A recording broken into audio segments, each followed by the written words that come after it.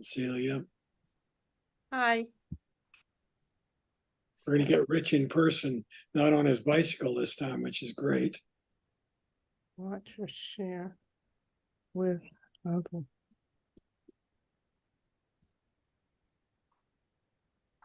I'm looking for my list. Who are we missing? Peter, Kamal, I'm not sure. Herb, Mary, we know is not coming.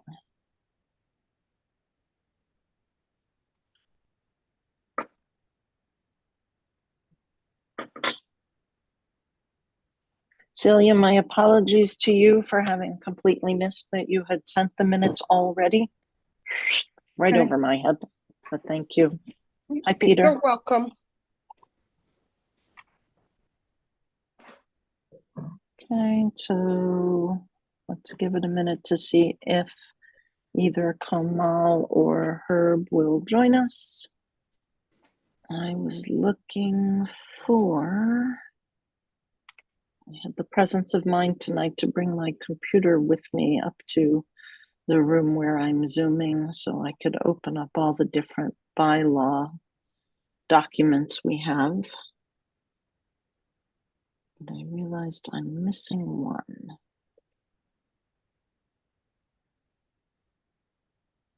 And I know I sent it, so I must have it.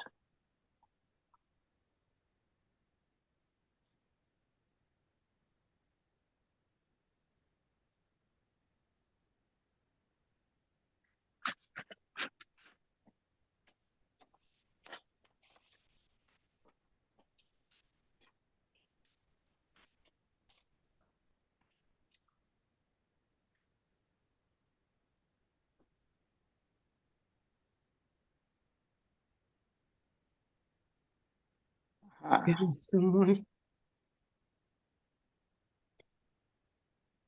11, 10.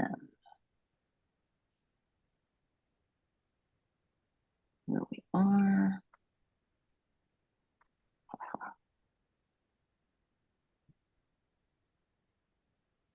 Okay, I have what I wanted to have.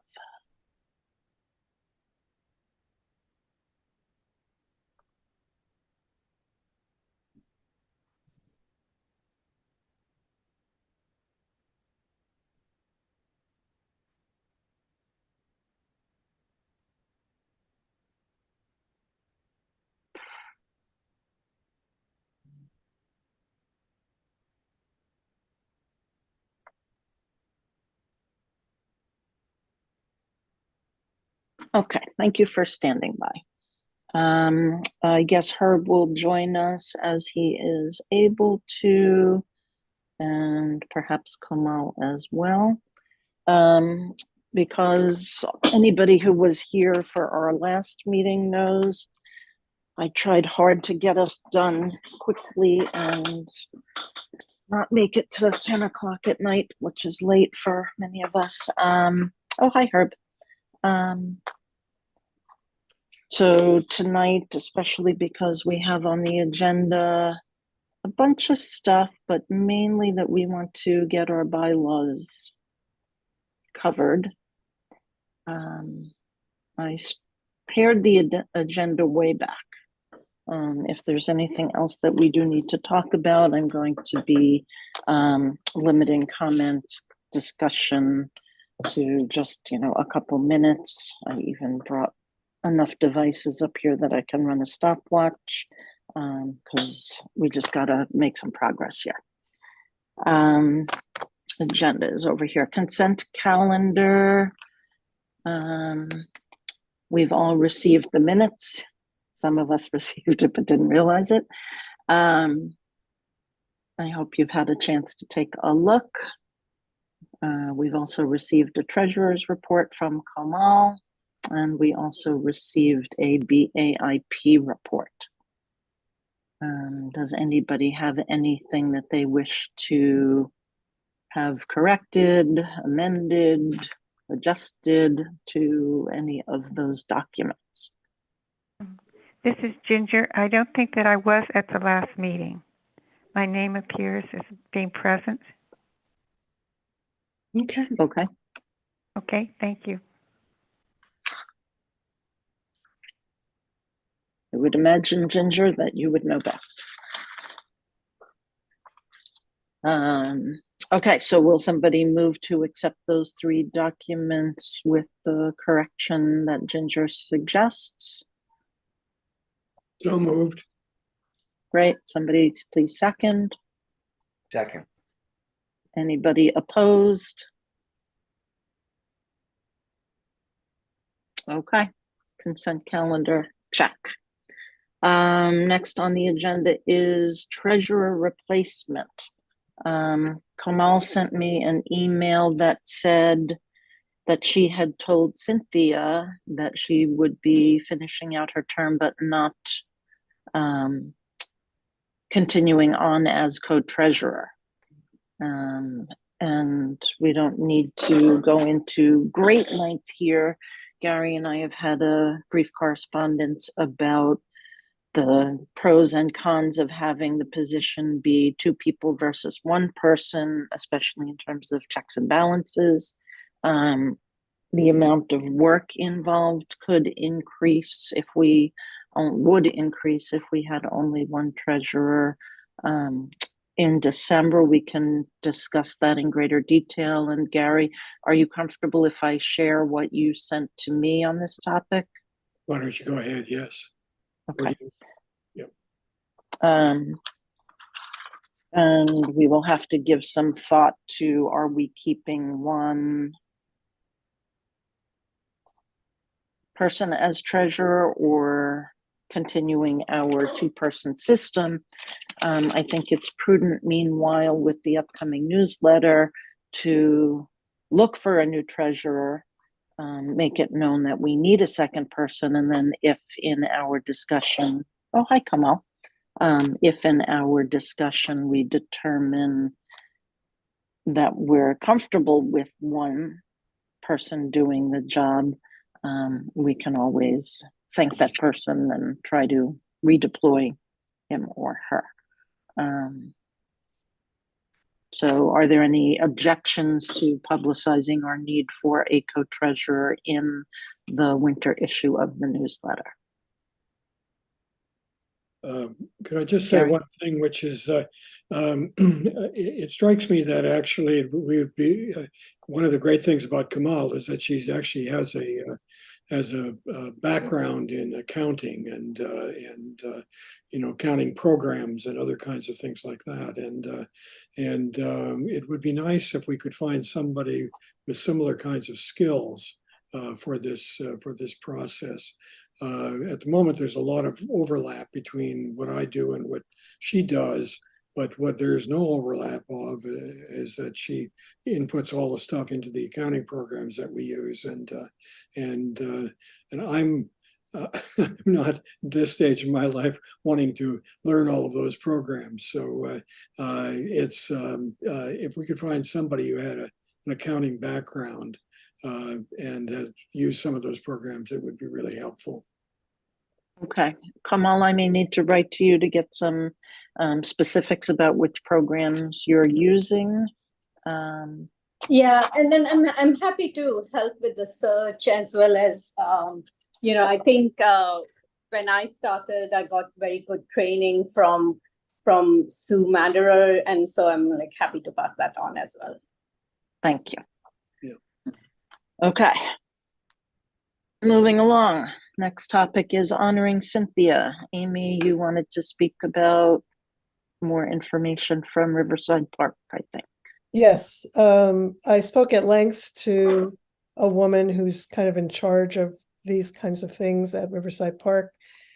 And we had talked last time about the idea of having like a bush or a tree or something in honor of her. And they had explained that they couldn't specify specific, well, that's redundant, but anyway, they couldn't pick a specific bush or tree that we would know is Cynthia's. The best we could do is give them money, and we could say there's somewhere in Riverside Park, there's this bush that, is in honor of her.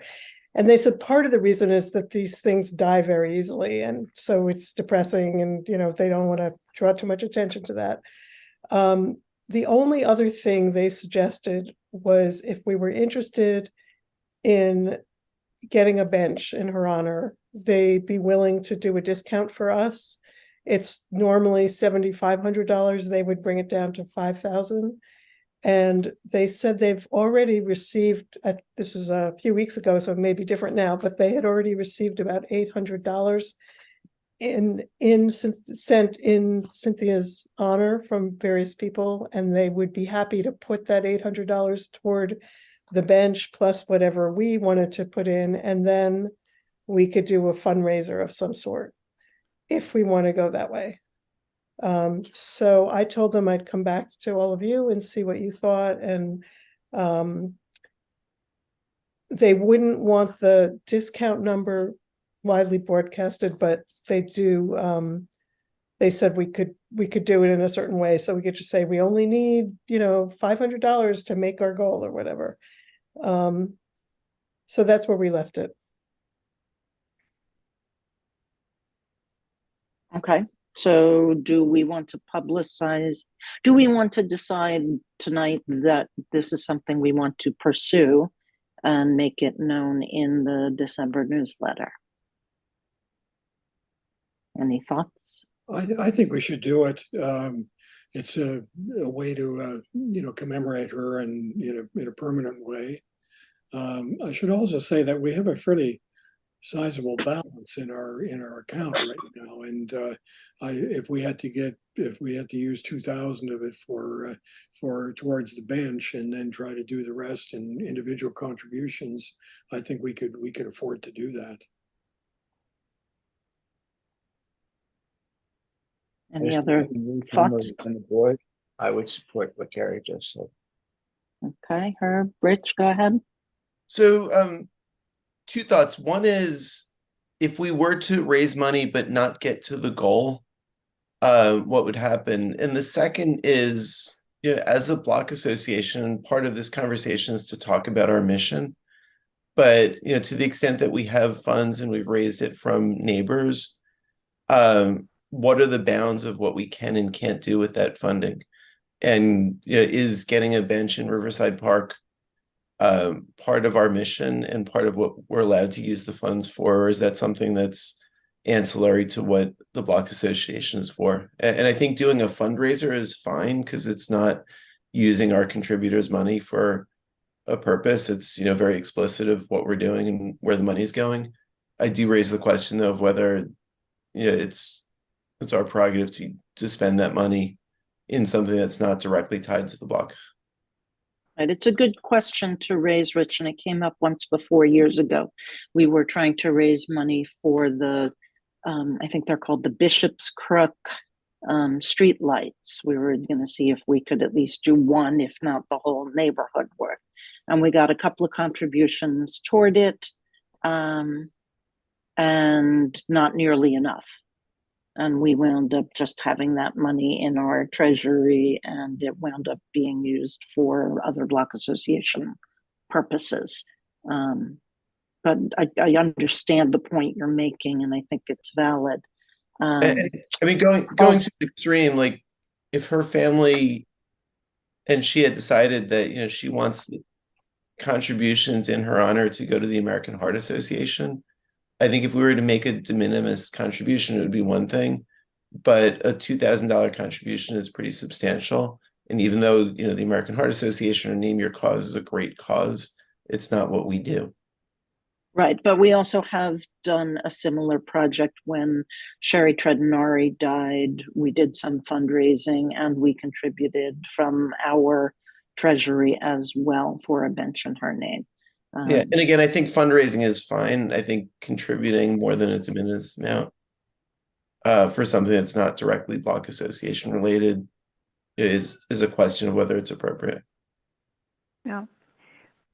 Well, indirectly, you could say that contributing to the Heart Association is, contributing to the future well-being of people, and we're about our well-being, promoting well-being and health in the neighborhood. It might be appropriate. And so her last illness was related to this. I think that it would be a suiting memorial. Well, thought. I don't think it's a question. It's not a question of whether we contribute to the Heart Association or to the Riverside Park. My understanding is we've actually made contributions to Riverside Park in past years as well. Yes. So it's not without precedent. Mhm. That's true too. Why don't we launch it? We'll see how much money gets donated, and when it comes time to evaluate what remains and whether we feel comfortable doing that, we can. And if the decision is made that it's too large a contribution as a board, we can either do some more fundraising or instead of sponsoring the bench, do something in terms of planting. Well, we also could check with 3 Parks and see if they want to publicize to their members. That's a good idea. Yeah.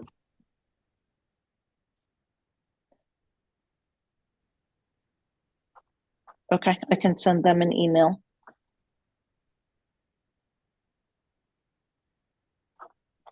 And I believe Riverside Park Fund was one of the charities that Cynthia's family had allocated for donations. Yeah, I have the program.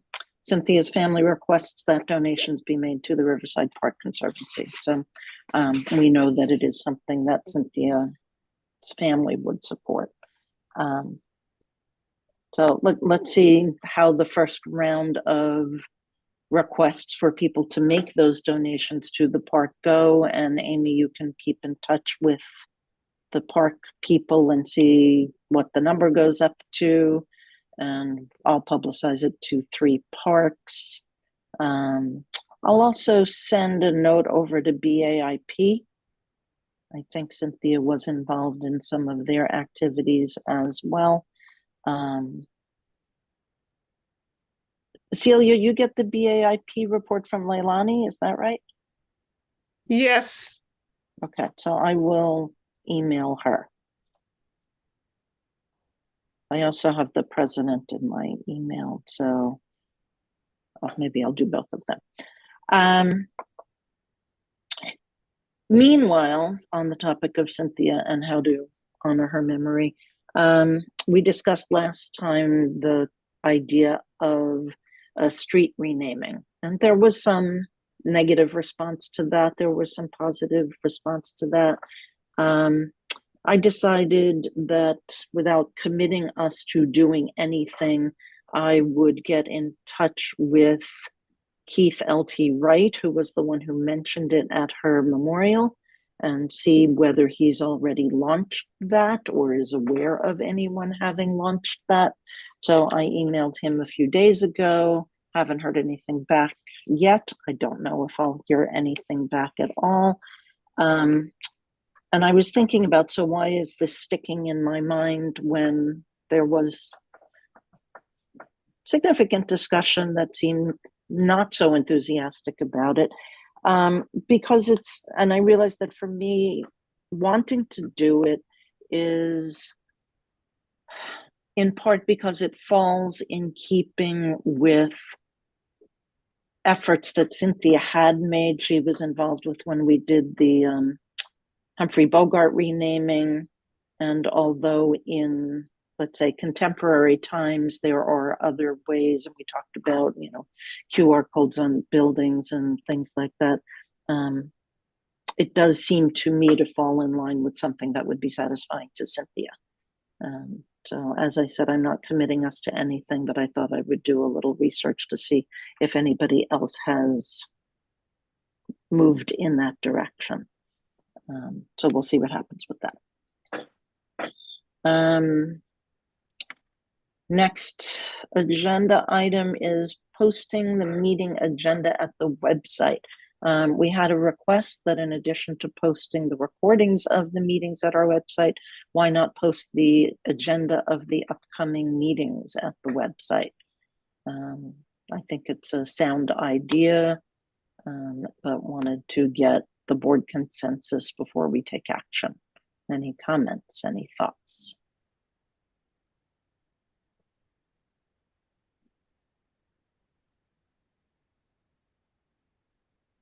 I'm sorry, was the question whether we should post the link to the recording in the minutes or on the website? No. The thought is to post the meeting agenda in advance of the meeting at our website. Yeah, definitely. I As well think as it's the a good YouTube idea. link. Or the Zoom link. We could decide whether we want it to be a link that people can contribute or just view only watch. But I think we should make both the agenda and the a way to join the meeting public. Okay, so far we've had people RSVPing to get the Zoom link, I think for security reasons. The way you set it up. I mean, you sent out an email that said, if you want to join the meeting, RSVP, and I'll send you the link. So that's why people did that. Right. Even that I'm the one who suggested this. My reasoning was it would be more inclusive. If we posted the agenda, then people who looked at it and also continued to broadcast some sort of an invitation, people who looked at it and saw an agenda item that interested them might join the meeting. Right. So I'd like to move that we include the meeting agenda in advance of the meeting at the website. Would anybody like to second? Peter, did I see your hand go up? Any opposed? I'm looking for hands. Ginger, since I can't see your hands, if you are voting against, please say something.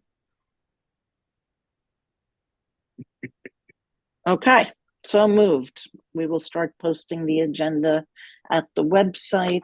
I'll be sending it to Caitlin. I think doing it at least, 2 weeks, 10 days in advance of our meeting is a reasonable amount of time. Rich, you're the AV squad. What's your feeling about the Zoom link by request only or posting it at the website? What do we have to worry about there? So we don't pay for webinar, which creates a degree of security because you can have people with different levels of permissions. The concern is we don't want anyone from the public coming into the meeting and what's called Zoom bombing, which I've talked about in previous meetings. There are three solutions. One is we could just publicize the YouTube link, which would mean that people could watch the live stream as it's happening, but it's view only, it's not interactive. A second would be to do what we're doing now and just letting people in and hoping that there's not an issue. And the third would be to try to make all of the board members panelists and restrict access to anyone who's not a panelist, a co-host, and restrict access to anyone who's not a co-host so that they can watch. They might have access to chat if we want, but they wouldn't be able to unmute themselves and they wouldn't be able to speak. And we could decide if they're trusted people, whether it's fair for us to give access to people who are not on the board but are trusted people, like we know Bob and Nancy are safe, as is Terrence. So I don't know. I'd say yes on Nancy. It's a little iffy about Bob. why don't we? I mean, do people feel strongly about whether we want to let non-board members into the Zoom or if we want to put them in YouTube? Well, I thought that the option 3 sounded pretty good to me. If we can control their ability to, to disrupt the meeting and see how it goes, and after a few sessions, maybe we can have a better idea of whether those kind of precautions are necessary or not. Then there's a question of being egalitarian, and and using Bob, Nancy, and Terrence as great examples, do we have different levels for people we know and trust from the general public? Or do we say like only board members can share their video and unmute themselves? Well, And again, can't that be done during the session to elevate somebody's status if you want to let them in, Rich? yeah, and the way we'd be doing it is by making everyone co-host, because we don't have the panelist option of webinars. Yeah. Yes. I think that's what you were also saying sounded good, Gary, right? Yeah. So I was just saying if a non-co-host put something in the chat that they would like to speak and you would like to invite them in, you could always change their status during the meeting. Is that correct? Yes. Okay. Or you can invite them to unmute themselves if you, yeah, either way you can do it.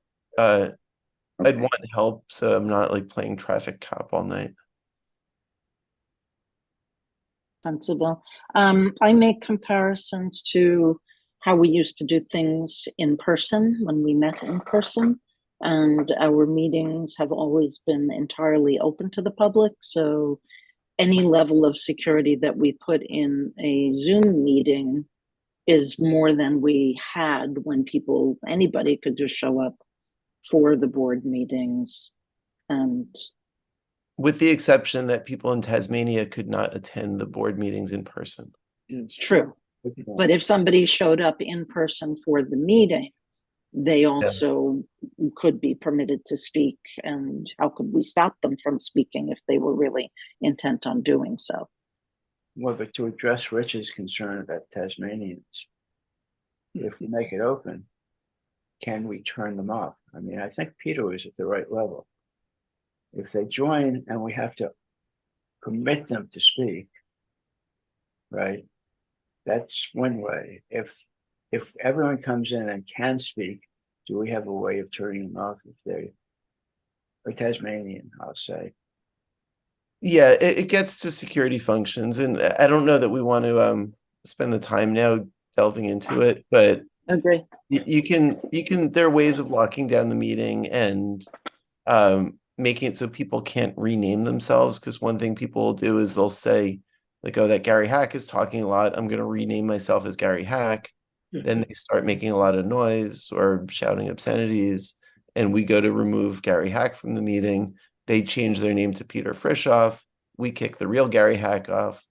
And so that Okay, so this is what I propose. Sounds like Okay. yeah. We include language at our website that says, here's the agenda for the next meeting. If you would like to view the next meeting, you can watch it on YouTube and include the link. And if you think you might want to participate in the meeting, please RSVP to info@ and request the Zoom link. perfect. And that way we have a layer of who is this, who's requesting, Mhm. and control it that way. Perfect. Yes. Great. Okay. Yep. Good. Moving right along, security inquiry. In our last newsletter, we had published how wanted that we needed somebody with an idea about what are we going to do about our security guard. And a woman in the neighborhood emailed me the name of a company that she had successfully used in the past, and had said at that time that she would make some inquiries and find out what they would charge, and whether there might be matchmaking to be made. Meanwhile, she didn't do it, and she changed jobs, and she doesn't have time, but she provided me with all of the contact info. So if there is anyone who would like to follow up on that lead, I will be happy to forward the contact info to that person. Anybody interested in doing a little legwork to see whether what they're offering is within our manageability? Bob, can you tell I'm staring at you? Okay. I had my hand up. I'm sorry. I thought you Go ahead, called. Peter. I didn't. I'd be happy to help with this. although not lead it. We had a very good conversation earlier this year about the possibility of using cameras, which are which NYPD is very much in favor of. And there were a lot of issues that were raised about privacy and notices on the street. And it was a pretty healthy discussion, but I'm wondering if it wouldn't be a good idea to allocate some money and try and identify a professional in this area to advise us on options such as cameras, the pros and cons of privacy. There are already a lot of cameras on buildings on the street. Could they be enrolled in a network where somebody who we hired had access to them and could view them, maybe add a few as needed? And the reason is that would give us a sustainable solution, at least give us insight, even if we did hire an actual person again, with all of its complications, at least there would be access to a very valuable additional tool.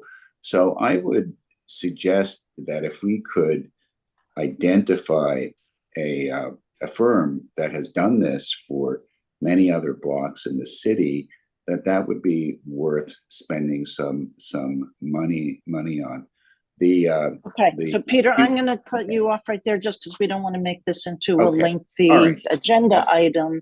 I really was looking for somebody who's willing to contact this particular security company and find out what their rates are and how is that in comparison to what we used to have. Bob, I was looking at you only because you were the most recent person to have had contact with security companies. So your assessment of what they're offering in relation to what we've experienced before brings a certain expertise to the job. I'm not asking you if you want to start running the security guard function again. This would be a one-shot. Peter, I'm putting on the December agenda your idea about hiring a consultant on this because I think it's something worth thinking about. I just don't want to do the deep dive into it tonight. So Bob, why don't you unmute yourself and let me know whether that's something, That'd be or great. give me a Yes. thumbs up or a thumbs down. Yes, that would be fine. Thumbs up, Bob. I will forward you the information and you can report back. Thank you very much. Yes? Say it, then. Say what you can say. That wasn't the full extent of my volunteering. Was if someone does make a call, I'm happy to help put it in context, but I'm not eager to go out interviewing another security. Okay. So noted. Does anybody else want to volunteer to contact the recommended security company?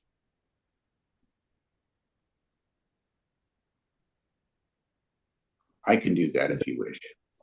Okay, I'll send it to you, Peter. Thank you. You're welcome.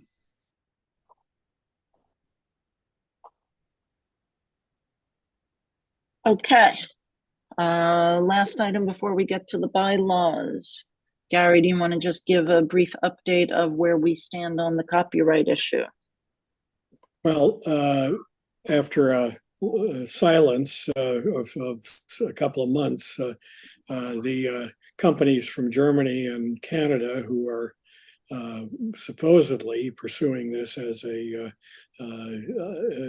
order to reimburse the people who did the cartoon, up the ante, and they've now asked a lawyer out of LA to send us what looked pretty much like a form letter that he sent, threatening us that we realized that he could take us to court for this, et cetera, et cetera.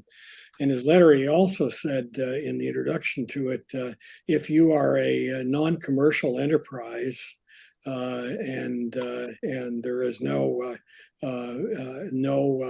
money to be gained by using this, then we're writing the wrong people on this. And so I drafted a letter which Hetty reviewed and refined, and we sent back to him a note saying that's exactly who we are. We're an association. We're not incorporated. We don't have any employees. Our mission is simply to better the neighborhood that we live in, et cetera, et cetera. And I haven't heard back yet from them, so we'll see what the response is on it. At some point, either they're going to drop the thing, or we're going to have to bargain with them on some nominal fee for this. And my hope is they're going to drop it. But I checked the mailbox today, and there was nothing back as of today. The letter went out about 2 weeks ago or 3 weeks ago or something like that. So we'll see what happens on it. I have to believe that if they actually wanted to take us to court, no judge would fine us for this, given the circumstances. So unless others have views about this that we should simply give them some money, I think we should just continue to drag our feet on it. That's my sense as well. Thank you, Gary. Good report. Let's move on to bylaws. We had some pretty extensive discussion via email. There were good points made, and there's an awful lot to consider. We may not complete the work tonight, but I'd like to see us at least make some decisions and get started in the actually getting it done process. An easy one that I think that we can tackle is that our bylaws don't say anything about conducting business electronically, digitally, virtually, in any kind of way, because back in the day when the Block Association was formed, there was no such thing. But there is now. So I think that given the state of technology, and that we are Zooming and at least continuing to Zoom for the foreseeable future and taking advantage of technology like the Zoom link, so that if you're out of town, you can still participate. And if you want to watch the meeting, you can go to YouTube and you can view it at your convenience. I also think it's appropriate that in between our meetings, that we should have language in the bylaws that allows us in between meetings, if a decision needs to be made, to do it via email. Does anybody else have anything they want to say on that topic? I believe New York state law has specific guidelines on what's allowed, especially with regard to the open meetings law. Even though we're not bound, we're not a public organization, so we're not bound by that. I think it's a good practice that we should follow. Do you know what they say about it? Not exactly offhand, but I could look and figure it out. Okay, that would be good. And if you would circulate what you find once you find it, so that when we move forward on this, we can all know it. Yeah, and off the top of my head, and it's been a few years, I think a main thing is that you can't make decisions by email, because then it's not a public meeting. And maybe we don't want to be bound by that, but I think it is a good practice. Okay, so my concern is once in a while it comes up that we need to make a decision about something, but it's in between our meetings. So what do we do? We could Ginger? call a meeting. Could be Zoom. Just call a Zoom meeting and do it that way. But we have to also publicize it so anybody out there who wants to know about it knows about it. So that's an added. Given Right, that but we Yeah. can. we have not defined what a quorum is, it's very easy. The quorum, I don't know if we want to get into that yet, but the quorum issue is very complicated for us.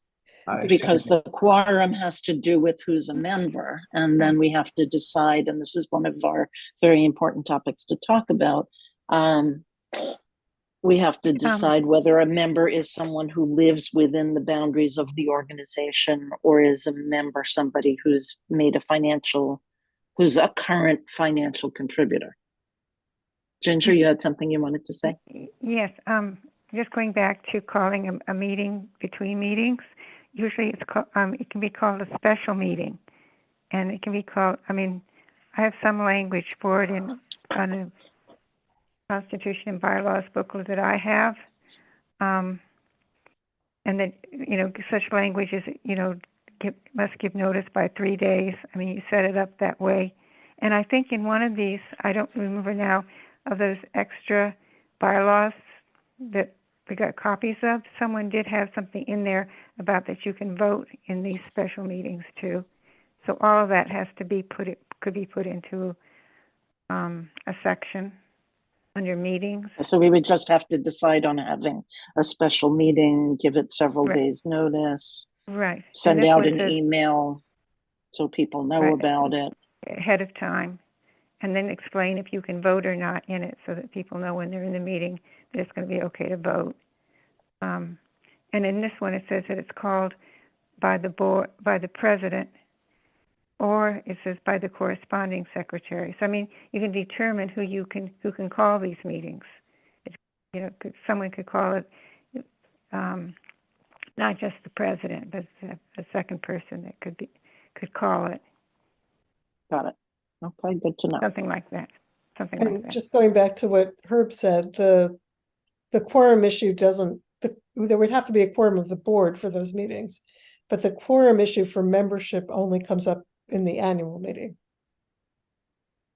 My point was, we don't even know how many people have to be in the meeting to make a decision, since we don't know.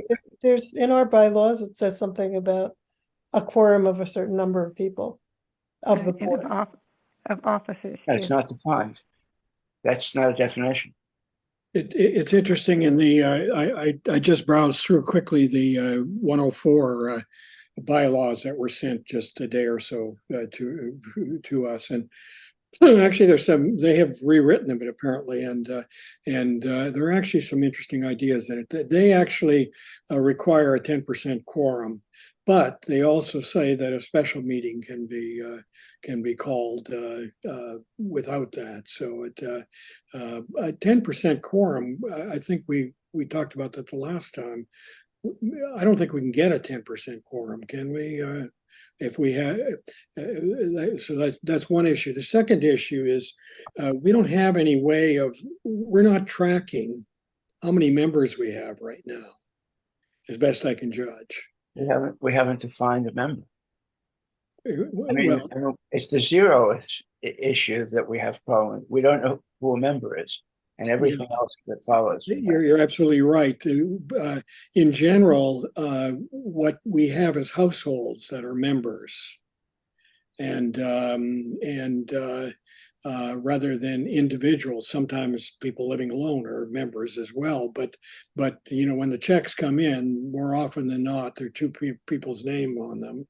And so do we have two members from that household or one member from that household? We have to make a decision on those kinds of things.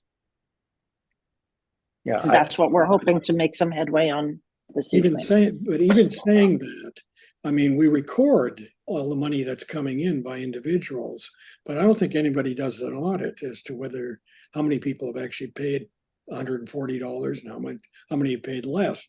In fact, a fair number of people don't pay 140, they pay 100, or they pay some smaller amount. And even ones that are giving us money every month, are sometimes falling below that amount. So I think we have to decide how membership and contributions are linked. So I think we're mixing three items. One is meetings and use of electronics for meetings. The second is the question of who are members, and the third is a question of what constitutes a quorum. So they're all three are valid issues that we need to decide, but they're three different issues. And the quorum question and the membership question is separate from the electronic meetings. And do we need to decide too if a special meeting is for everybody that's a member or just the members of the board? Because you can have special meetings that are just for the board. You know, that the board votes, because just as we have monthly meetings and the board votes on many decisions. So a special meeting is just really, it can be just So a let's see meeting. if we can define some of our terms better. And Ginger, you've been around on the board and involved even longer than I have. What do you recall historically about whether a member of the Block Association is someone who lives in the territory, or is a member somebody who pays dues? Well, I think it started out probably with paying dues. I think they were $1. You could be a member for $1. That was even before my time. But I think it became that if you lived in the Block Association area, you were a member, whether you paid dues or not. So you recall that it shifted from it being a financial to just a resident address distinction. Right. I mean, if you came to the the annual board meeting and you lived in the neighborhood, you could vote. But I mean, no one was checking that off. I mean, because usually we just had a slate and there was one vote and the slate went through for officers or for other. There wasn't really like a hand count being taken. I can't be the only one who is troubled by the fact that there's no definition of a member. There's no definition of how you become a board member. You know, who can vote for you to become a board member? How many members there are of the board? What a quorum of the board is, and so on. None of those things were defined, which I think was probably perfectly all right for years. It was very informal, and it was without conflict. None of these things are really important. It's only right, but as we've now seen, when you need them, they are really important, and we should have them. I'm just saying we got here fine because it didn't matter, but none of this was ever defined. And I would also raise that the definition of what they call the jurisdiction, which is the wrong word, the area, is also poorly defined. And there was some tentative discussion about extending to Amsterdam Avenue. I don't know if there's any interest, or we want to, or we don't want to, or why we would want to, or what we have to offer. That's a whole other additional discussion. Right. So why don't we start small and decide among our board whether we want to stick with contributing members being members, contributing residents are members, or is any resident a member? Peter, you have your hand up. I was actually going to ask that very same question, because my understanding was we had always defined a member as a resident of the boundary between 102nd and 103rd Broadway to Riverside. And the question of whether somebody paid or not was entirely separate. We would encourage, is that correct? Or did I hear something different? In both the original bylaws, which I have open, and the 1993 bylaws, membership has 3 sections. Any person residing in the jurisdiction, which we're going to change to area or something like that, at least 18 years of age shall be eligible for membership. Section 3 says a member in good standing shall be any person whose dues have been paid up and who subscribes to the aims and purposes of the association. So that's Which is a little contradictory, right? it is, unless you want to get picky about language and say member in good standing is different than member. Okay. And then So gets to vote, any member or just the members in good standing? Yeah. I think my personal opinion is that a member is someone who lives within our boundaries. And 18 or whether over, that or 18 or over, and whether that person pays $0, $5, or $140 is irrelevant. And if it's a household that has two people. That's the members or second independent? question. That's another question, and we'll get to it in a minute. What about the definition of do you have to be paid or not paid? Let's just stick with that for a sec. I'm all looking at the 104 way they handle it, and they basically handle it by saying that anybody who lives within the area is eligible for membership. Right, that's what ours say too. Become a voting member by paying your dues. And people who live outside the area who want to become members can become associate members if they make contributions or if they pay the dues. They don't say anywhere what the associate members can do, but they presumably have similar status to the members. But it's a kind of two-step process on it in the 104. I don't know if that's the right thing for us, but that's what they concluded on it. Does it say that the associate members can vote or not vote? I have to No, read. I don't think they can vote. further on this. I think it said they couldn't vote. Right. But they're outside of the neighborhood anyway. So that makes sense that they can't vote. But they can participate and be they can supportive. participate, that's right. Associate members have no voting privileges, it says. Yeah. Yeah. Okay. Bob.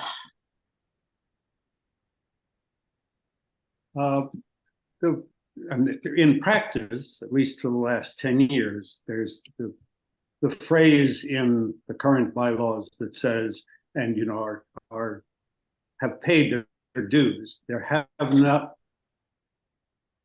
No dues have been asked for or collected. So in effect, we've allowed, whether you call it by household or by individuals, residents of our living area were all considered eligible to vote, full members. I would support that. Not that I have anything to say about it anymore, but I'd support that. So I think questions I have, which gets back to a question Herb raised in a previous meeting, is what is the mission of the board? And are we getting involved in contentious issues? And if so, I think we want to be thoughtful about what the process is for selecting directors or whatever we are, and whether one side or the other could bring out a lot of people to vote for or against people, and what that process is. So if we are involved in contentious issues, which is a question of whether or not we should be, which again is another question, we might want to be thoughtful about how membership is selected and how directors are selected, just to anticipate the question of whether there could be efforts to try to stack the board. Okay, so that's an important topic for us to determine when we get to the how does the nominating process and the election process work. I think we're still trying to define who's a member. And if I heard you correctly, Bob, you sound like you think like I do, that the dollar amount of the contributions shouldn't be a determining factor. You should be considered a member if you live within the area. Correct? Okay. And I agree with that too. I just think that's the right way to go about it. Is there anybody who feels strongly that dollar donation should be a qualifying factor to be considered a member? I think someone said that we encourage dues, but you don't have to, but it doesn't. Right, they've always been voluntary. Well, I Right, guess I don't. what I feel about it is that now that we have, only modest things that we're doing, it's the dues aren't absolutely critical to our operations. I mean, we have a cushion that we're living off. If we were to go back to a situation where we had a guard and we had to actually raise $50,000 or $60,000 a year for that, would you feel differently about whether people who aren't contributors should have a say in whether we have guards or not guards or other things like that? I would not personally. Through the years, I've been aware of many, many people who have given very, very generously of their time, but have not had the financial resources to give generously of money. And I think that their votes and their concerns on behalf of the neighborhood are equally valid to other people who never show up and write a check. Mm-hmm.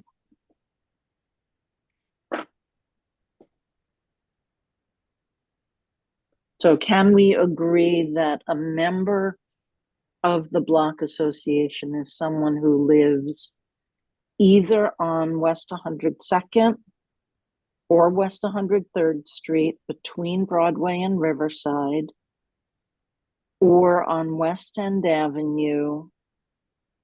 For this From purpose, why the- don't we say that they live within the boundaries and then we can get to the boundaries later, because that's another open question. The boundaries do really work. Okay, added boundaries to list of things to figure out. Some buildings Okay. that are marginal.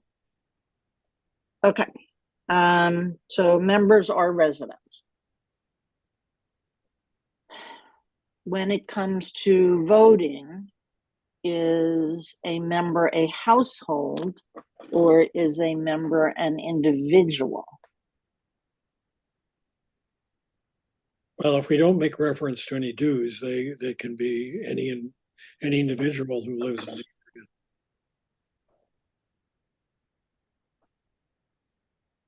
And if you have two adults living in, or four adults or one adult, it doesn't matter. Each person living within the area has a vote. There's a Word adult gets to the question of if there are under 18 people who are allowed to be on the community board, do we want to restrict them from being members? The community board allows people under the age of 18? Yeah, you have to be 16 to be on the community board. Interesting. I'm not in favor of lowering the age. Okay, Bob, I see your hand up. Take a turn. Unmute. Sorry, we were back at, I think, in a practical sense, I think that trying to make a distinction between a household and individuals would, in practice, be really tough. Okay. It would mean you'd actually have to record each person's vote in some way and compare it to a list of whether they're a household and the authorized representative of that household. It really just, I think it's not practical. We all I- agree, I think. I Amy? don't want to throw too much of a wrench into all of this, but I do feel compelled to tell you that my understanding of New York state law and the kind of nonprofit we are, I believe that we're required to have 10% of our membership at our meeting when we vote in the board. So if our membership is 4,000 people, we would have to have 400 people at our meeting voting. Mhm. And I don't know how to get around that. That was why I said it worked fine for all these years without any good definition because no one cared. And it would, maybe we can get back there in a way.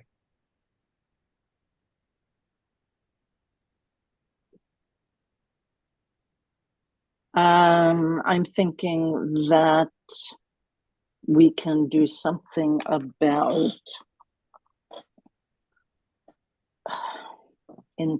even though it may be not letter of And the New York by the state way, law. Hang just on one to- second, Herb, one sec. Go ahead. That's something about the number of people in attendance at the meeting, a percentage of them, instead of it being a percentage of our membership. Might be a way to build some extra level in there. Herb, go ahead. What did you want to say? I was just going to say, there's a certain hierarchy that I think we're missing. If you live in the area, you're eligible to be a member. It doesn't mean you're automatically a member. You know, that because if we make it automatic, then there's every child who reaches the age, whatever that age is, 18 or 21, whatever, suddenly is a member. I think there are people who will want to be members, and most people don't say anything one way or the other. This the way most people don't send in a check. I think we should define membership in a way that allows us to be legally compliant, which would mean that we expect that members are that we can get 10% of members to our meetings. Is that just for electing directors? Yes. So that we can get 10% of our members to the annual meeting? And maybe the way we do that is we have a 2-tier of members who are the more active people, and then whatever else we define, maybe residents or whatever word we use for people who are, you know, eligible to be members who are in the block but are not likely to show up at the annual meeting. But then we're still faced with the issue of how do we qualify somebody as a member as opposed to just a resident of the area. And if we don't use the test of whether they make contributions, what is the test? I think in some way we can have a variable contribution. We can have, as long as you give $5, it's you're a member. But you know, but it's if we don't use that as the test of whether a person is a member. How about they've shown up at a previous meeting that year? Pardon me, sorry. How about people who've shown up at a previous meeting that year? If we went by that, we'd probably have 5 people. I mean, look at, we don't have that many people come to the meetings. But if membership is just to select directors, that way we can be legally compliant and we have some other status for what we've previously been calling members. Or we make it that you've made some contribution and you've shown up at the meeting, or just some standards that we can expect that we can get 10% of members to show up at the meeting and we're legally compliant. Well, let me keep at the question that I raised earlier. The board might decide that if before we hire a guard, that we want the membership to buy into this, since they're going to have to be contributing to this. They may want to call a special meeting to discuss this. We may. How do we know who gets to vote on that if we do a special meeting?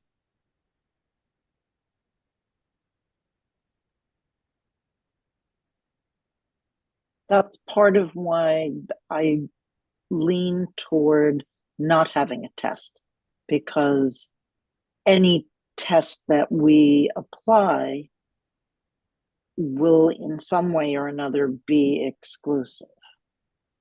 We could say anybody who's on our email list, but we have a few hundred on our email list as opposed to the thousands who we know actually live here. I don't know how many individual contributors we have. Do I have a newsletter nearby?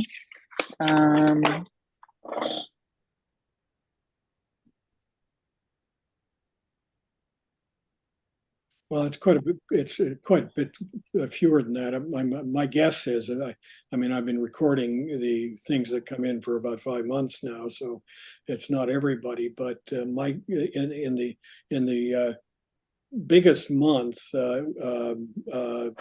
about 45 contributions made. And those were mostly partial payments towards the dues of people. So I would be very surprised if it's more than 80 or 90 people that make contributions. I just did a quick count that one column on the back of the newsletter is somewhere around 40 people. Yeah. And we've got 4.5 columns. So 180. that would be 180, right? So am I wrong? But my impression is, if I pay dues today, that in a year I'm not going to be prompted to say it's time to pay again. We don't do anything like that, do we? Other than in the newsletter, encouraging people to. Well, yeah, but then I mean, I No don't directive. I don't remember when I paid, frankly. So as far as I know, we don't have a system for sending people a reminder that their year is up. So it's very haphazard. Who pays, who doesn't, who remembers to pay. If Some people do an auto pay, not everybody. Well, if it was monthly, I probably would, but if it's annual, I probably won't.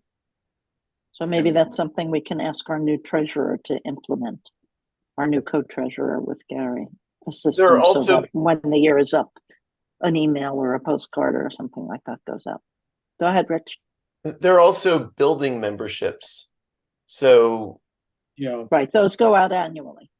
Right, but do people who live in that building count as members if it's a collective membership instead of an individual? It's a good question. That was really a building contribution, not a membership.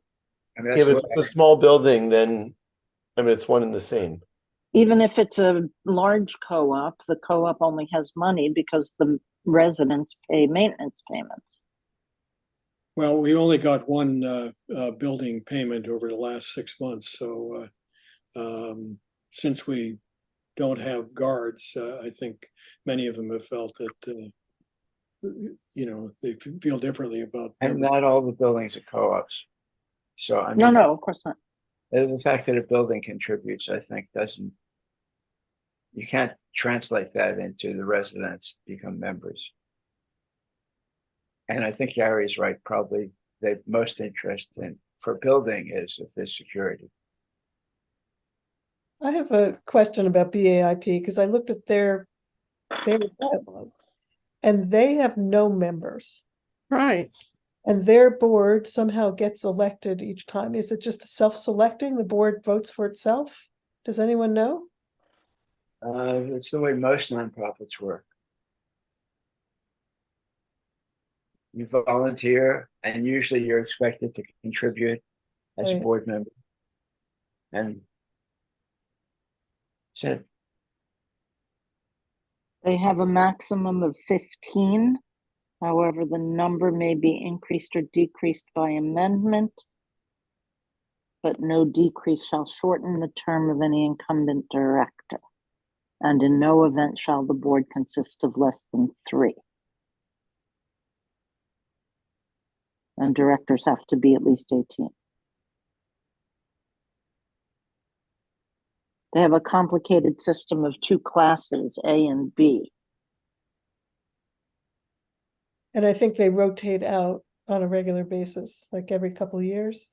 Yes, And then they can be away for a year and come back or whatever. no director shall serve for more than 2 consecutive 2-year terms. A director may serve for additional terms thereafter, provided that such director has not served on the board for at least 1 year. So you can serve for 4, take a year off, and then you can come back. Any director may be removed for cause or without cause by a vote of a majority of the directors then in office at any special meeting of the board. Any director may resign at any time.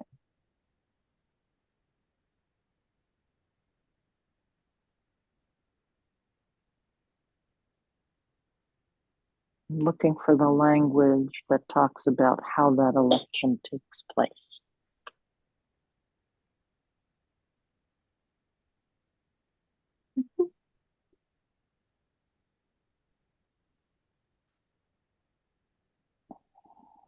Annual meetings. Each calendar year, an annual meeting of the Board of Directors shall be held at which the election of directors and the appointment of officers shall take place. So it's just the directors voting. Members, right? There are no other people to vote. Quorum and voting. At all meetings of the Board of Directors, a majority of the entire board shall be necessary to constitute a quorum for the transaction of business.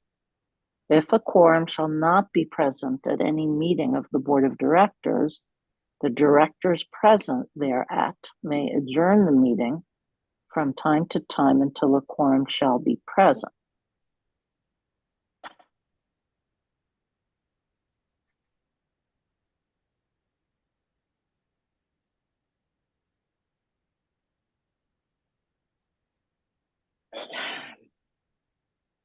So if we wanted to follow that example, then the definitions about members and voting become moot, because then the election process is strictly managed by the existing board.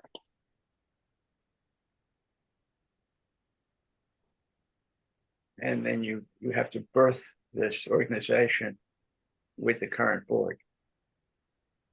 I mean, how do we start? Because that's not what we are today. But our board makes the slate that goes to the annual meeting. I mean, we produce this slate of that's going to be voted on, and it's usually just announced and the names are given, and then one vote is asked for, and everybody in the rooms agrees. So in a sense, that's what we are doing.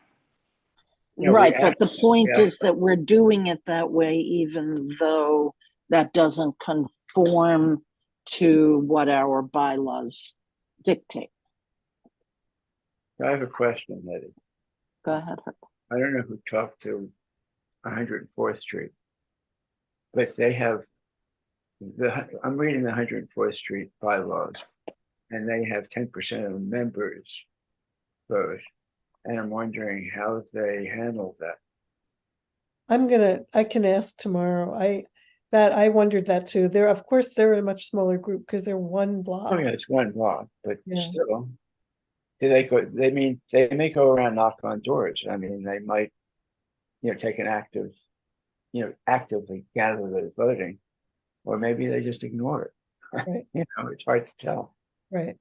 The BAIP is a counterexample of a way to organize this, and it might be appropriate. Well, we could do, if we were serious about wanting to have a larger group involved in the election of board members, we can do what the mutual funds do, which is that they circulate a list of candidates that the board has nominated for this, and have some blank lines below it for others that would like to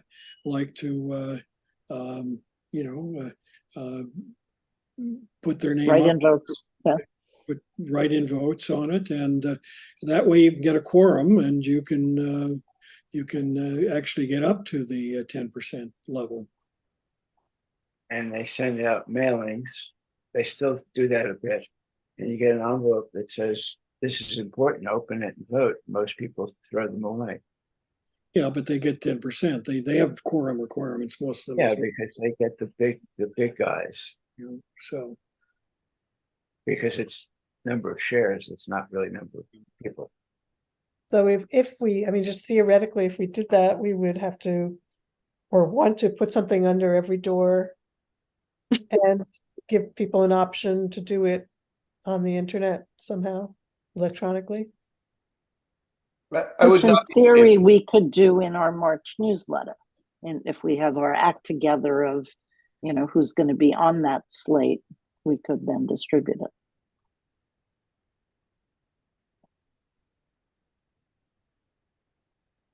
I'm sorry, Rich, what did you want to say? Go ahead. I said I would not be in favor of this. Okay.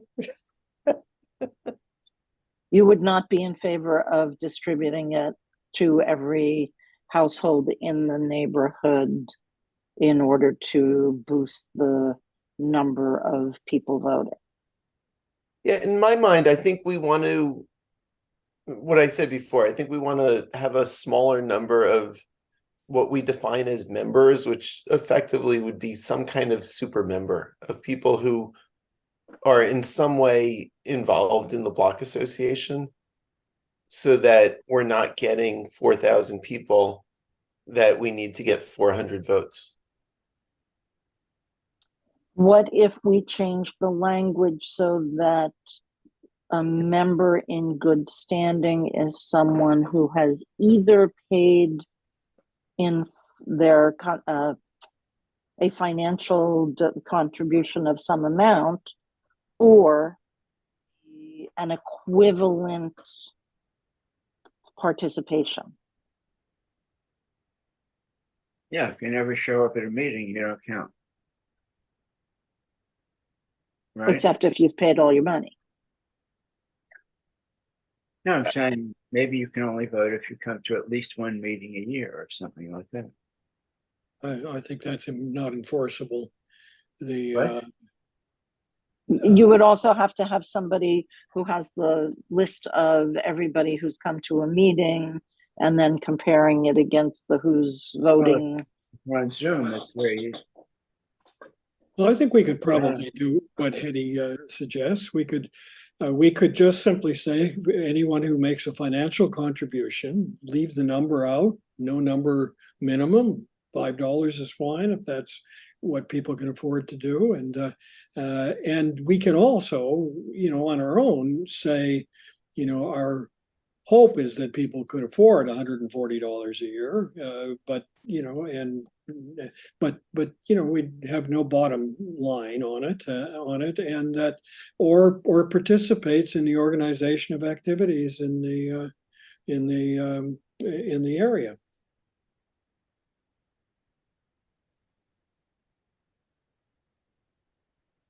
All right, something to think about. By the way, I take full responsibility for opening this can of worms, and I apologize to everyone.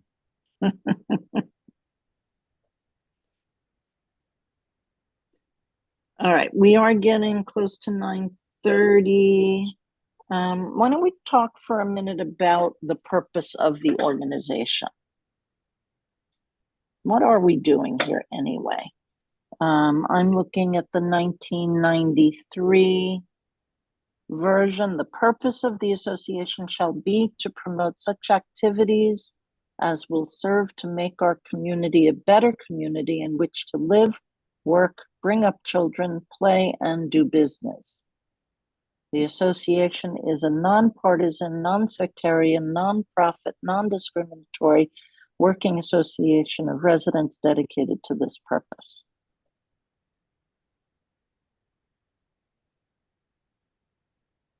It's broad, but I think it's a good reflection of what our common goals are. There was discussion in the email thread about, I don't know if that was for aims and purpose, or maybe it was in a different section, about including, you know, sanitation in particular and other things like that. But I think, hang on one second, Peter. All of those specific things that we saw in the email thread fall under the general category of a better community. Go ahead, Peter. I like the broad placement as well. I think safe and clean, beautiful, inclusive. These are specific values that would be helpful for us to embrace, because they're obviously, whether it is street security or walker safety, the concern over bicycles on sidewalks is one example.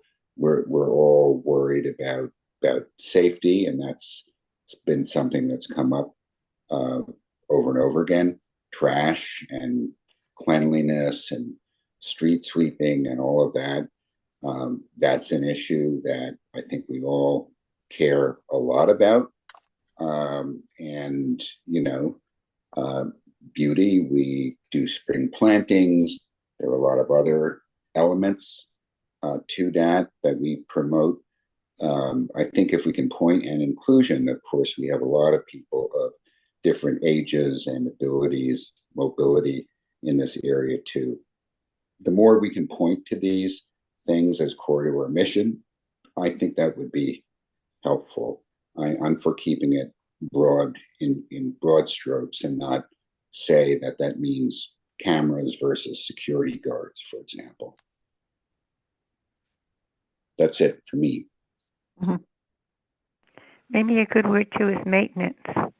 You know, we were concerned if people are decorating their buildings or doing something, you know, we're attentive to appearance, whether it's the street needing to be repaired, the sidewalk needing to be repaired. I think it all falls under better community. I don't know that we need to get specific about what does better community mean. But what does it include? What does that general statement not include? I think that what I heard when Hetty was reading was something that could be interpreted as non-controversial. There was something in there about, and then what Peter actually, I thought, opened some potential problem areas like beautification. I mean, I think we have some recent problems with what one person might think is beautiful and another person might think is really obnoxious. There is always questions of taste. Yes. So I think maybe there are some areas that we want to be careful to avoid. Okay, that's a good point. Yeah, Peter also mentioned bicycles, and Peter, you and I have talked about this. Bicycles pro, bicycles con. When the guy comes up behind me and he's silent and scares the shit out of me, then it's, you know, not so wonderful. And, you know, other times bicycles seem wonderful. So I think there's a lot of these are controversial areas. All right, so let's leave the aims and purpose general as written.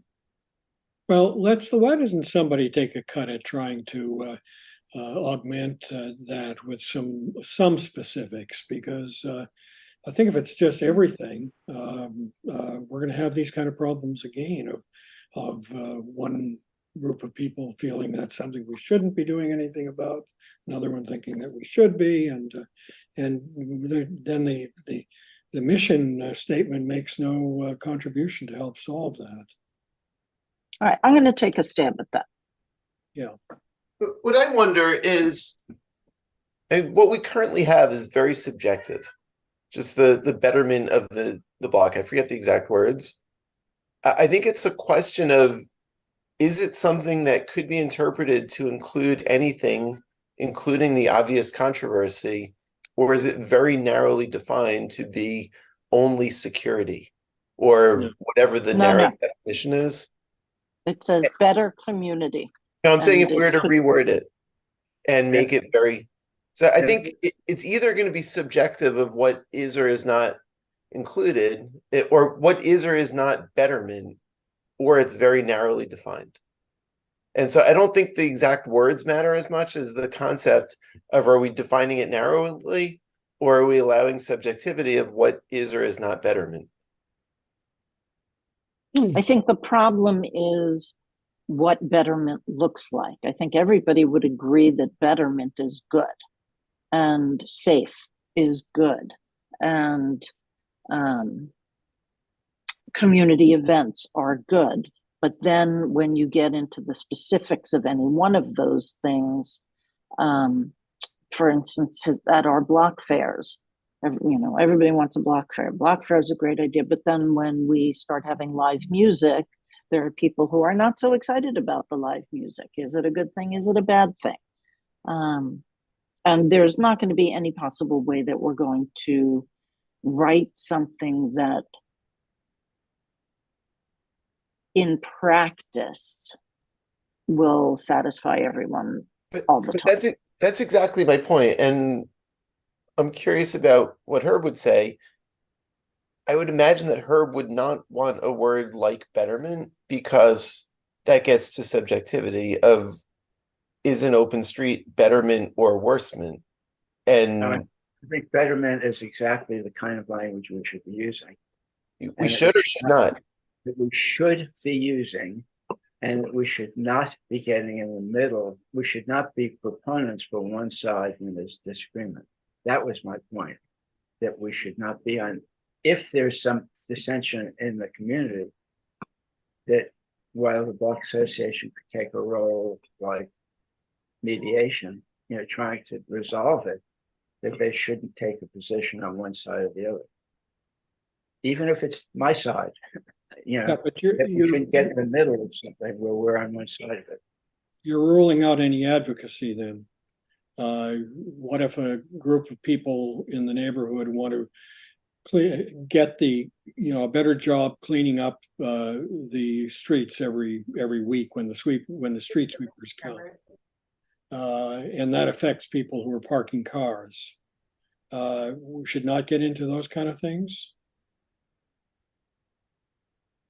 Well, Is that betterment or worsement? I think it's asking for trouble. We are not actually representative of the majority of the community. We're a bunch of volunteers, no matter how we define membership.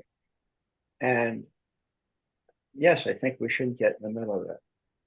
We shouldn't. So, right now, the garbage that's collected in the hugs, what's our position on that?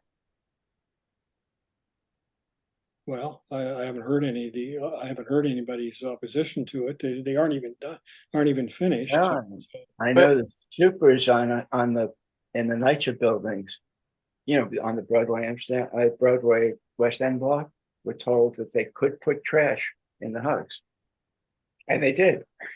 So I think, without getting into specific issues, I think that the heart here is, if we're saying that no issue that has any opposition is within our purview, then I don't think the word, and I don't agree with this, but I think the word betterment should not be included, or anything to that concept, because anything we do that in any way has any potential for opposition wouldn't be included. And that's not how I feel, but I think we should get involved in issues and have some way of of representing the block and working towards what a majority of people on the block think of as an improvement. Well, you could, I'm not against working toward finding out what the majority wants. I'm against acting like we know what the majority wants and we have that position. Whichever side of, for example, the garbage and the hugs, whichever side we're on. You know, or Gary's point about doing more cleaning means moving cars more. I don't mind us getting involved in trying to resolve this. What I object to is representing as if we know the desires of the majority of the community. That is to say that the board takes a vote, takes a position, and that's the position of the block association, because I don't think we're representative. I don't think we have that. What would our agenda be if we took that as the way of working, which is that we don't want to get involved in anything that's controversial except to you know, help resolve the controversy. Is that what we're going to be? Is just I think that would be a goddamn good position to be in, that we're in favor of peace in the community and not in favor of creating turmoil. Well, I have to say, I have a very different view of it. I think actually, I mean, one way to resolve this issue is to have a fairly general statement on the top line of what our activities are, and then mandate the board every year to debate and state what its priorities are for the year. I mean, there's nothing inherent. we can have a discussion of that and our priorities for activities for the year. Mandate. I like that idea because I feel like it's specific, and I feel like otherwise we're just talking in generalities. We have one community issue that's been very problematic, to say the least. But for many, many years, there were no issues like that. And hopefully in years to come, there will be no issues like that. So why tie our hands this way? Why not deal with it as each thing as an individual challenge? And I don't think it's a bad idea for once a year for us to, or whoever's on the board, to talk about how they want the year to go, what they want, what are our priorities, what do we want to accomplish, what matters to us. I think that's good. I agree. That wasn't my point. I mean, I agree with what Gary just said also, which is pretty much the same thing. The issue of the Open Streets project was not the first time that the board needed to find out what the community wanted. There have been other issues. For instance, do we hire a security guard? That we have needed to know what the residents want before deciding to go forward. And in the past, what we have always done is publicize that we have a question, whether in the newsletter or by making it a topic for our annual meeting, or including a survey like we did when we were trying to figure out whether the Open Streets project would be a good thing or a bad thing. And that is how we have collected information from the residents. Are we always right? Don't know. This is the first time. This is the first time that something just died. Oh, my earphones.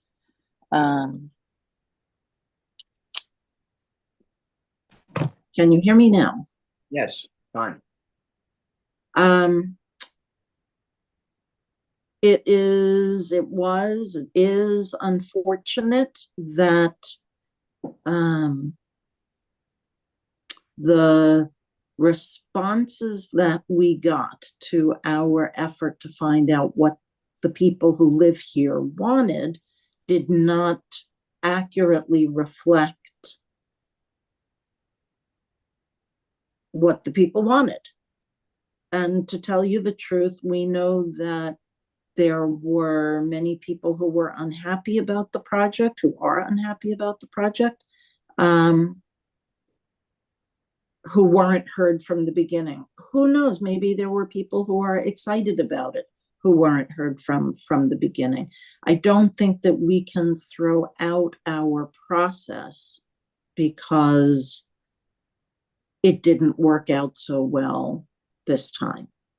I don't know how else we as an organization that is here in order to represent a community, to work on behalf of a community, can actually, function and go forward. I have one question. In the case of the open streets thing, my impression is that you had about 200 responses, and you said of a population of 4,000. Is that right? That was an estimate. There are what, 2,000 newsletters that go out, so somewhere close to 2,000 households. Right, and I've always used as a rule of thumb 2 to 3 people as an average per household. My question is about the 10%, going back to the earlier discussion about having 10% as a quorum, of course, somewhere's in there. I mean, it seems like this is a hard thing to do. I'm not criticizing, I'm just saying it's very hard to find out what the community wants. And it's very hard to find out what a majority of the community wants when we haven't even defined what the community is very well. Who the voters are or anything like that. Right. Because it's getting late, I want to move us along. We need to think about where are the boundaries of our community. I had written in my email that I feel a reluctance to go ahead and expand our boundaries when we are still not sure whether we are rehiring a guard, because if we go ahead and expand the territory and rehire a guard, then the guard's effectiveness is somewhat diluted because the area is larger. And we also don't have any information yet about what sort of participation, both in terms of volunteerism and in terms of contributions, we're likely to get from new households that we might include. In my email response to the bylaws discussion, I had asked if anybody was willing to collate some data of how many buildings, how many units, what's our best guess of how many individuals would be added, and if anybody wanted to do some sort of exploratory efforts to find out, other than the one person who came forward on behalf of, I don't know if she came forward on behalf of herself or her building to indicate interest in being part of the block association. Who else beside her would be interested? And I think before we can entertain the idea of expanding across Broadway, we need a whole lot more information. Somebody needs to compile it. Fair enough. Well, I would agree with you. I think that may be a bridge too far at this point. We can always change the boundaries later, but I think that we would want to have conversations with the residents of those buildings as well and see whether they're interested or not. I think that shouldn't affect how we do the revisions to our bylaws. We could create an associate membership category as 104th Street did, which would allow for people who don't live within our boundaries to be considered a kind of member. But again, it wouldn't have voting privileges attached to it. It could mean being included, let's say, in spring planting. It could mean being considered a member for the discounted rate for a table at a yard sale event. There are benefits that could be had, but voting would not be part of it. Richard, you look like you want to speak. Yeah, and it's not a great thing, but I'm starving and I'm wondering what. Yeah, it's I think we're 9:40. not going to resolve things tonight. No, it's been a good discussion, I think. Yeah, no, I think it's been a great discussion. And being like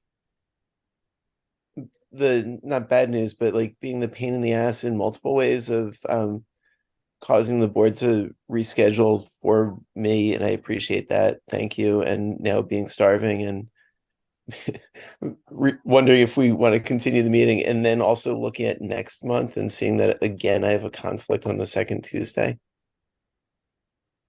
So recognizing I'm being a pain in the ass in multiple ways. But you're the AV squad. I know. But we I should- propose that for December, we again go through the topics that must be gone through as quickly as we can and devote, let's say, a half an hour to making further progress on the bylaws discussion. In particular, deciding what a member is could be our goal for the next meeting. I might flip-flop from what I said last month. I think given this very helpful discussion, we might now be able to accomplish furthering thought by emailing. So it could be worth, if people start having thoughts about what a member might be, emailing the group and just bouncing ideas around. Good idea. I think it would have been premature before this conversation, but I Okay, think Nancy and Bob, I see you have your hands up. Somebody? Yeah, I put my hand up. I know that you all must be exhausted. It's been a long meeting. But I had reached out to Hetty before the meeting saying that, I just had a couple of questions and thoughts about open streets, and I want to be very, very brief. I am well aware that what the mediation process that Gail Brewer initiated, didn't happen in large part because the Department of Transportation didn't seem to want to participate in that. And I recognize that open streets on 103rd between Amsterdam and West End is a fait accompli. So I have a couple of thoughts, but before that, I do have a couple of questions. And I guess they're for you, Peter. One is it, I heard, but I wonder if you can confirm that it's off the table that 103rd between Riverside and West End is not going to be included as an open street? They have not told me anything one way or the other about that, other than that at this time there are no plans to include it. I asked them specifically, and this was also asked to Emily at the Peace Institute, Emily Weidenhoff, the director of the unit. Someone asked if it's not an open street, could they keep the planters? And they said yes, and they allowed us to keep the 4 planters at the West End Avenue entrance. All the barriers that belong to DOT, as you know, they have all been removed because they're seen as not needed. The orange one, which is up at the intersection now, is is not a DOT barrier. They had no opinion whether it should stay there. It does prevent curb cutting a bit, so I think it is helpful to slow down car traffic coming from the south, making a turn onto the street. But that's it for now. And I do have a couple of thoughts about the role of the Block Association in this regard, playing it forward. But before I do, there's one more question, Peter. Who picked the colors that got painted on the street? So the DOT ran a process which was part of their public arts unit, and they approved the project that was led by these local teen ambassadors who are paid for under an alfresco grant from the Regional Plan Association. They have a palette of approved colors and materials that can be used, and the ambassadors who were mentored by an arts teacher at MS 421 came up with iterations of the design, which were submitted to the Public Arts Unit. They commented and rejected one or two because of choice of colors, and made some comments. So it was later changed, and the final design was approved by them about 45 days or so before. So I guess this leads me into some thoughts I have playing it forward.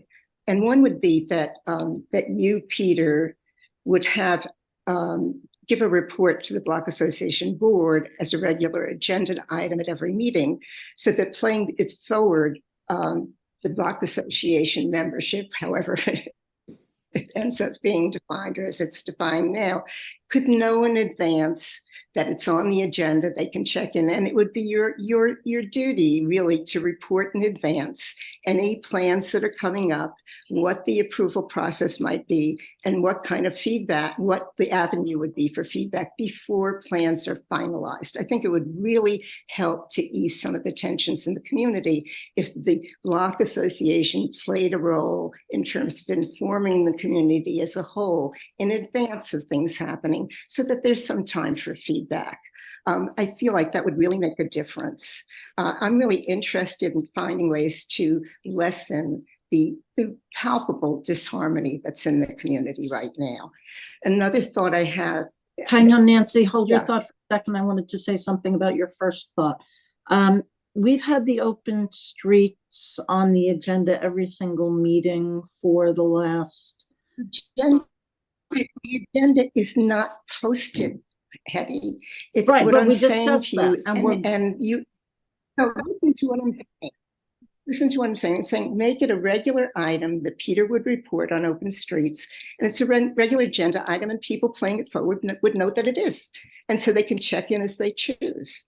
Right, as That's- we decided earlier, we're going to post the agenda, and my understanding is that Peter's been I'm making suggesting- that report at each meeting for quite some That's time. fine. It's just that tonight he wasn't making it, so I didn't know that. Okay. The Right, next- tonight is I the just first want. I meeting where really he just want to has say that. one more thing, which I think You that- had one question I wanted to answer, but Yeah, before that- that, well, Nancy, that's- you said the other what's thing I want- the other- next? I'm sorry, didn't you ask me Yeah. what was Well, next? No, okay. I didn't ask Never you what mind. was next. No, I'm Okay, asking you to never mind. report on next as a regular report at a monthly meeting. The other thing I want to suggest is that the Block Association could actually think about ways to play a role to reduce the disharmony that exists right now. I mean, again, beauty is in the eyes of the beholder, and if these colors were approved by some committee, so be it.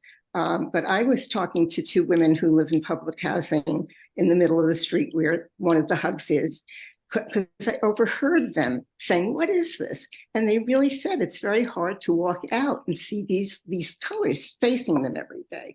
So I just feel like there's got to be some way playing it forward for the Block Association board to play a role in thinking about how to bring us back together in a more amenable way, accepting the fact that open streets is a fait accompli. I think those are very good ideas, Nancy. Thank you.